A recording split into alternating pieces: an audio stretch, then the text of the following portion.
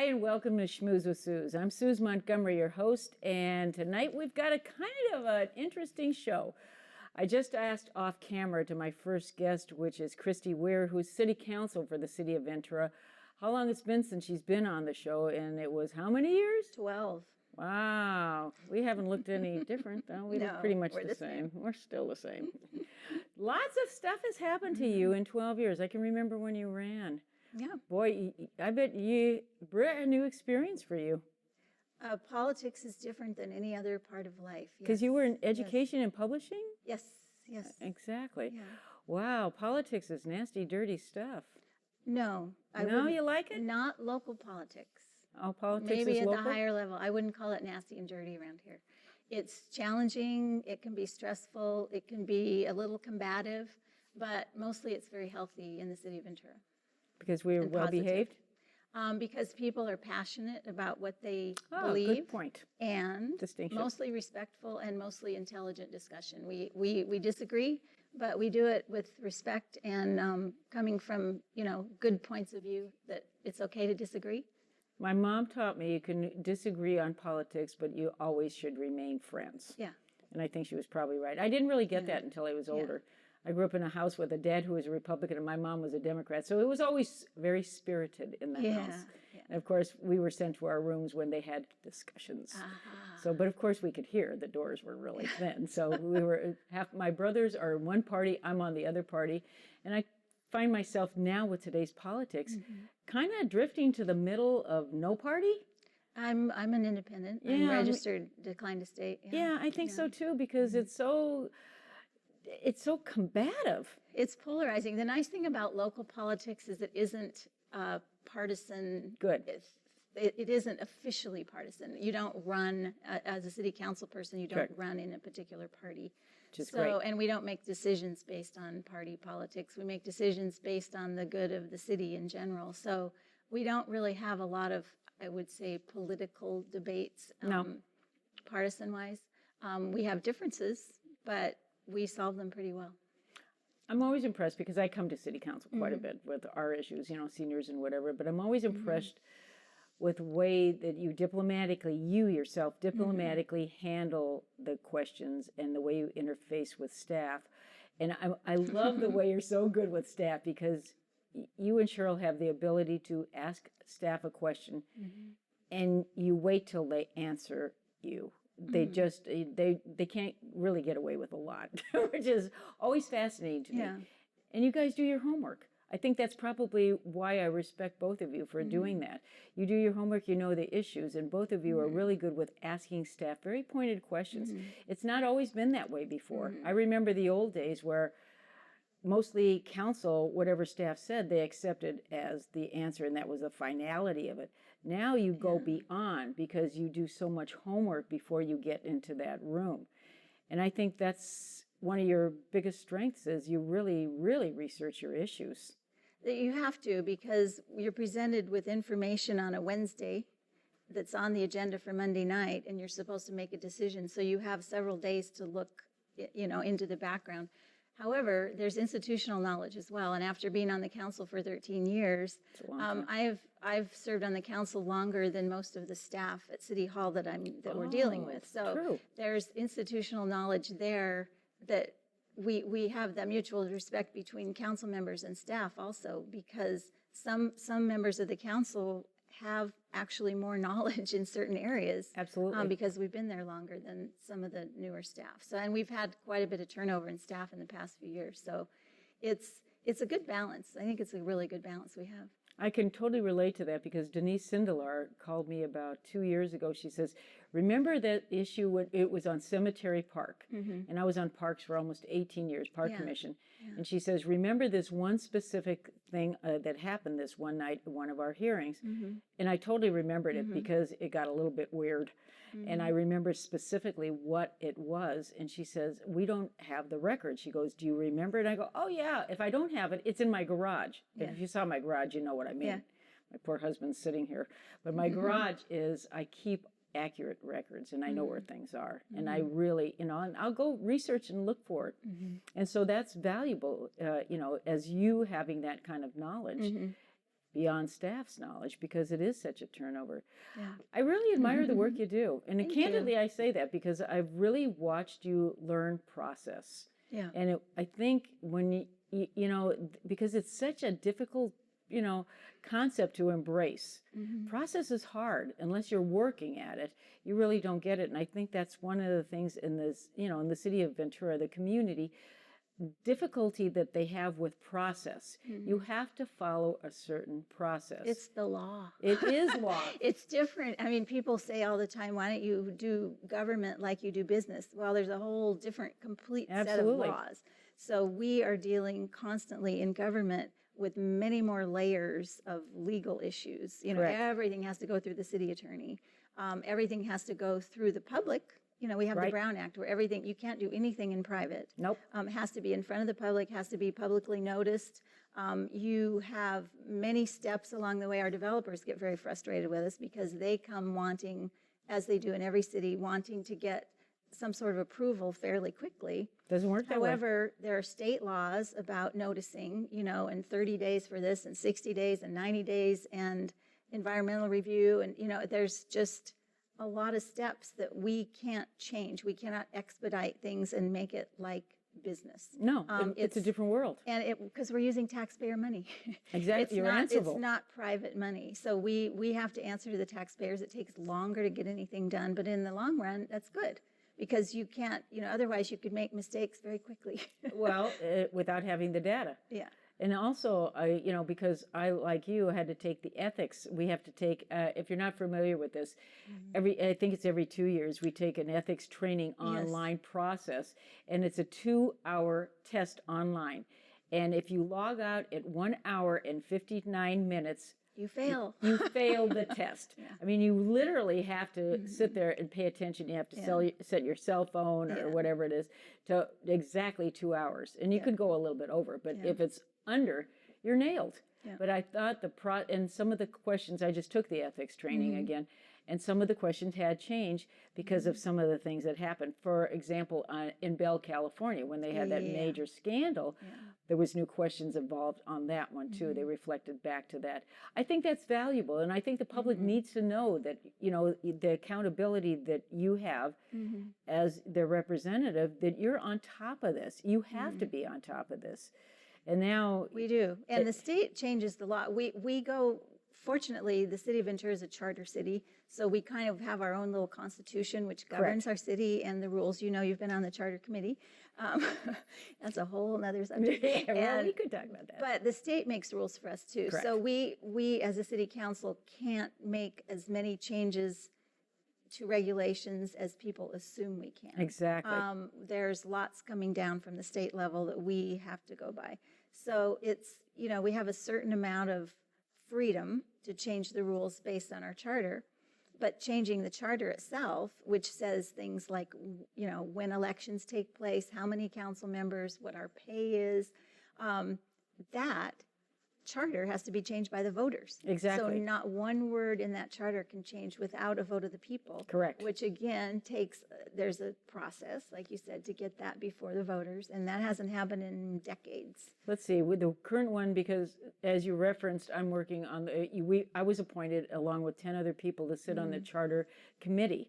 And we spent so far over a year looking at the charter, and it's a wonderful working document. But there's a lot of things that need updating. It hadn't been updated since 1982. Yeah. So we looked at, and you're going to get our report if you haven't gotten it already. And you're going to We have not gotten it yet, Okay. but we have an idea what you're recommending. Well, we're recommending better pay for you guys, since you Yay. guys are working for a quarter an hour. Yeah. Better pay, probably term limits.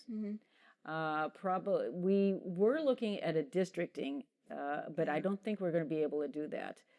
But we did pass in year before last, and I was so gratified because I was pushing this for 5 years to vote on your elections. Oh, So right. That was passed, Measure yeah, D, yeah. and that passed with 83%, which was huge.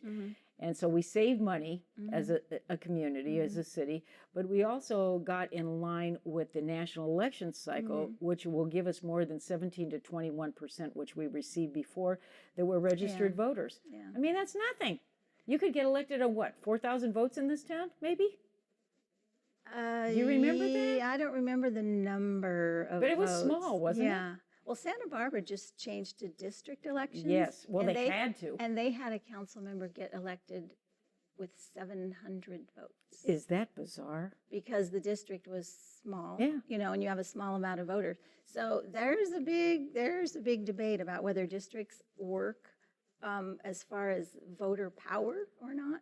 Well, that's controversial. Yeah. I suggested we do something, but nobody listened to me. But I suggested we do something like a hybridized version, which would be like 4 districts using the 210 census tract data, splitting the city up into 4 separate districts, and then 3 at-large members. And if it would be, because it's going to be difficult to find somebody in the, conversely, like on the west side that will run or that can get elected, as opposed to somebody like in Pierpont, where you have 2 people that are living in Pierpont that could get elected. Oh. Yeah, that would, like Cheryl and I think Matt, Matt's going to run, Matt Levere is going to be running. Oh, okay. So they are both in Pierpont. Yeah. So that would be a challenge there. Yeah. So again, districting, and we, Santa Barbara got sued, Stockton got sued. Yeah. Lancaster, Palmdale got sued, and because there's this group of attorneys that float up and down the coast of California, and this is all they do, is they find people or cities that are non-compliant with the 2002 Voters Act that says we are mandatory to go ahead and have districting. Yeah. I don't know how you're going to do it. I don't either. It's complicated because on the one hand, it seems like better representation, but on the other hand, a voter in a district gets to vote for one person. Correct. Every 4 years. Correct. So you get one vote every 4 years. That's all you get. Now, at large, you get 7 votes. Yes. And one person on a city council can't make any decisions. They don't have power without the other votes. So it takes 4 votes to get anything done. Correct. As it is now with the at-large, every voter in Ventura can vote for all 7 seats. Correct. Which Exactly. is more power. So, I mean, it's kind of, the district thing lessens your power as far as the number of votes. Right. But it also gets you to sort of be able to focus on the person to represent you. Correct. So, there's definitely. There's pluses and yeah, minuses. Yeah. I love watching you up there because I know you do the homework. You're passionate about your city, and I know you're going to vote probably my way, which sounds very selfish, but I mean, I know almost like 9 times out of 10, maybe 10 times out of 10, I agree with you because I like to do the research too. I'm a watcher and I get involved in issues respective to whatever, that would be my issue as well, senior issues or maybe, maybe the West Side issues or something like that. And, you get common sense. You're like my common sense person up there. And I know predictably pretty much the way you vote. And I watch everybody closely. And I can also tell you the people that definitely oppose everything I do as well. And I'm going like, oh my God, And when I only show up at council when I've got something to say or I'm out there talking about my senior thing. But otherwise, I'm sitting at home and, like I'm eating popcorn. I'm like, I'm throwing the popcorn at the screen now. This kind of thing. You'll be frustrated. I did that before I got on council. Did you really? I watched and it gets frustrating. It was. Yes, but it's like a soap opera. You can't stop watching. No, it's a because train you want to wreck. know what's going to happen. Yeah, it's mesmerized like a train wreck. You're still waiting for the the grotesque parts to happen. I'm really encouraged by our city. I think we're getting better. I think we're getting more focused. It's been 150 years. I hope we get let's better. talk about your 150. You're here to promote, and this is a big deal, guys.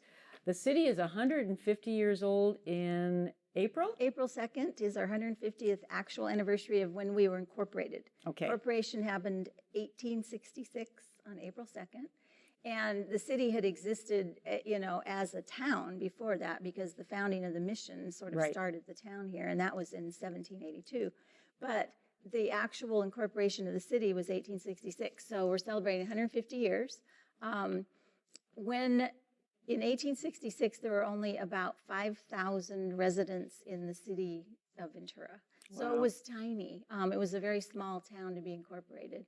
And it was part of the county of Santa Barbara. So we had Santa Barbara and Ventura as sort of the main cities in this big county.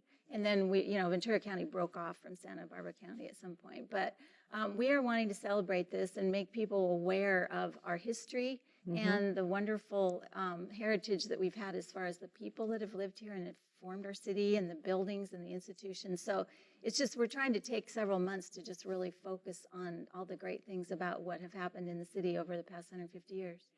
It's pretty amazing. What year did you move here? 1985. Okay, I moved here a little before you in 1981, and it was pretty rural almost, if you want to use the word, at that time. I mean, I remember going downtown and I couldn't even see storefronts because of the large ficus trees we had. I mean, the city has grown in a very positive way. I mean, we've made missteps, yeah, but we learned by them and we rectified them and we changed them and make it work better. And I think today, I'm very proud of our city, as well as I know you are. I mean, otherwise, why would we do public service? I mean, you love it. This is your home. And you just recently lost your dad, and I was sorry to hear that. Your dad was how old? 101. Boy, what a legacy. Yeah, born in Norway, very, very hardy Norwegian farmer stock. Well, that's why he lived so long, probably. Yeah, and he lived in Santa Barbara and loved, versus Santa Barbara versus being raised in North Dakota, quite a difference. Oh, North He loved Santa Dakota. Barbara. No, he would. I just wanted to say publicly, I thank was you. always impressed by your dad. Thank you. Yeah, I watched him, and I watched you guys closely Well, too. you love your seniors, so that's great. Yep, you gotta love our seniors. I'm a senior, but that's not the only reason. I think they're an untapped source of education experience. I mean, this town has got a lot of seniors. What is it? 27% of us in the city of Ventura are seniors. That's a voting block. That's huge. Yeah. When's your term up? Do you have recent? Next November. Next November. Yeah. So Next November will be our first even year election. So those of us who had been elected in an odd year got an extra year. So this past November would have been the election, but they added a year on so we can move to even. So next year I will be up for re-election. You're going to run again, aren't you? I'm leaning towards running. Yeah, you I always better. make my decision around February-ish, because that's when you have to start getting serious about, starting a campaign and all that. But I think you're a great resource. It'd be a loss if you didn't run. I hope to God you do run. I'll help you. Thanks. You're welcome. So show me what you let got. me talk about the 150th. The city started 150 years ago with the industries of oil and agriculture, and we really want to celebrate that. We are putting together a mural, a tile mural. Michael Kelly, who is a tile mural artist in the building downtown, the 60 California Street building, the newest downtown building on California Street, the tall is that Dan Frederickson's building. Okay. There's a big tile mural in the foyer of that building, right by Lure Restaurant. Michael Kelly did that, and it's a gorgeous sort of representation of the history of Ventura done in tile. I just got back from Barcelona, and we got to go underground and see the 2,000-year-old Roman ruins, and the tile is intact from 2,000 years ago. The tile floor, and then you go up and see in the city streets all the Gaudi tile. And it's what we're trying to do here in Ventura is represent our history in something that'll last. 150 years from now, it'll still be there and it'll still be beautiful. Good idea. And the mural is going to be out in front of the mission on the back side of the sidewalk in front of the mission office. On Main Street itself? On Main Street. Okay. Yeah. So as you're walking, say, from the museum to the mission, you'll pass right in front of the tile mural, and it's going to be 40 feet wide. And so it will encapsulate the whole history. So as you're walking, you will kind of see the whole history of the city. Oh, a triptych. Yeah. How neat. And it'll be beautiful. Michael does amazing work. He's done all the tile work for the Santa Barbara Zoo, Disneyland, the National Park System. He does tile everywhere, but now we get to have him here do a piece of public art for us. So this is a great opportunity. And we're looking for sponsors. We have several big sponsors that are going to help us. We're looking for help from our historic families because we want to portray our historic families on there, the families that founded the city. And you're selling tiles? We are fundraising? We are fundraising for sponsorships for the mural. Okay. We have various levels of sponsorships. People that want to sponsor at the lowest level is $1,000. And the people that will give that much for the mural will get their name on a donor plaque, which is next to the mural. Okay. And then $15,000. Some of the bigger companies and families are giving $15,000, and they get to be represented on the mural itself, Okay. plus be on the donor plaque. Excellent. So, and then there's information at celebrateventura.org is Okay. the website that tells about the mural And project. where do the funds go to? I mean, The funds, the checks are written to a nonprofit called Urban Encore, okay, and it is a nonprofit, so it's all tax deductible. good. Excellent. And we, on the B roll here, which is the roll that you will see that we scan in, staff scans in, you will be able to see levels of participation probably. Yeah. And an actual one of the tiles that they're actually selling. Now, where are you selling that? We have round, Michael has done 4 designs of a round tile plaque. And it's the same style of tile. He learned his tile technique in Spain, where they've been doing the same technique of ceramic high-fired tile, which lasts forever and is beautiful and shiny and glossy, and graffiti-proof. Good to know. Yeah. These tile plaques are round. They're about this big, and there's 4 designs. One is the poinsettia, because of this poinsettia city. One says 150th anniversary on it. It's our logo. One of them is the pier, and one of them is City Hall. And those are commemorative plaques. People can buy them $125 each. They're collector's items because they will not be available after April. It's sort of like a one-time Did they just go on deal. sale just now? Just recently. We Okay. had them before Christmas. People Okay. have bought them already, but you can, online on that website, you can find them. Excellent. And also they're on sale at the Visitor Center downtown. Oh, So VCB's got people, it. yeah, you can just go buy them at the Visitor That's Center. on Santa Clara and California Street, Yes, corner yes, of. Yes. Okay. So we were talking off camera about this too, because I'm going, what am I going to do with this? Yeah, Because yeah. I've got art all over the house, but you know, a trivet would be a good idea because it's heat resistant, right? But I was thinking if I could set it in cement, where could I put it? And then this kind of thing. I'll find a place in the house because they're just beautiful. Yeah, they are absolutely gorgeous, and I think they're going to put one up so that people can see it. But it would be a nice, you know, those plate holders that you hang on the wall. Yeah. You know, putting Oh, yeah, as that's a good as idea. wall decor. I have one of those. Yeah. I've got antique plates from my grandmother and my mom and my great Yeah, grandmother. it'll be an antique plate someday. Excellent. Well, I'm an antique now. Okay, let's see. And you've got events coming up on the website, city website. I wanted to ask you about that. Oh, right. There is the main event is the Big Bad Voodoo Daddy concert. Because they're local guys. They are local. They're from Ventura, Wow. and they're part of our history. We are doing the concert in Mission Park. Okay. And it is in the evening. I think it's at 5 o'clock. Well, anyway, the information is online. And before that, at Plaza Park, which is also downtown, is a picnic, a family picnic. And that'll be sort of a historic, there'll be lots of old-fashioned, fun family picnic things, pie eating contest, you know. Oh, I heard rumor the mayors, all the old it's mayors are doing all that. the old mayors, yes. Yes. All the former mayors will be participating in a pie eating contest. Oh, And not throwing, just eating. I'd rather throw than eat, No, personally. I would too. That's a lot to eat. Yeah, that big that would be fun. and then barbershop quartets and, you know, relay games and all sorts of fun things for the family. And that's all day long? That's all day long in Plaza Park, and then into the evening is the Big Bad Voodoo Daddy concert in My Mission Park. God, where are you going to put all the people? I mean, this town is what, 110,000 population? Right. So it's going to be busy. It'll be busy, but we've had huge events downtown. You Yeah. know, We've managed to we've get had them in. events with 10,000 people, so it'll work. I'm excited about, you know, this is an April 2nd, did you Yes, say? April April 2nd, so the whole day. Are Yes. we doing other events prior to that? There are, you know, a lot of community groups are doing their own events, and I don't have Oh. a list of all that, but on the website, celebrateventura.org, is a huge list of events. Like the Hillside Conservancy is doing plantings in honor of the anniversary.